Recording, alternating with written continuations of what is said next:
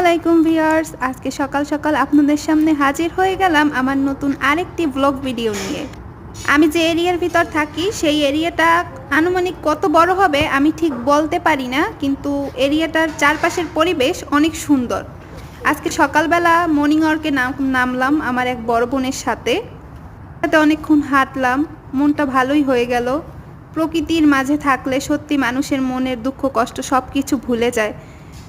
তো সর্বোপরি যাই হোক, আমার ভিডিওটি ভালো লাগলে লাইক করবেন, কমেন্ট করবেন এবং শেয়ার করবেন এবং আমার ছোট্ট চ্যানেলটিকে সাবস্ক্রাইব করে আমার পাশে থাকবেন এবং নতুন নতুন আপডেট ভিডিও পেতে আমাকে উৎসাহ দিবেন। ধন্যবাদ।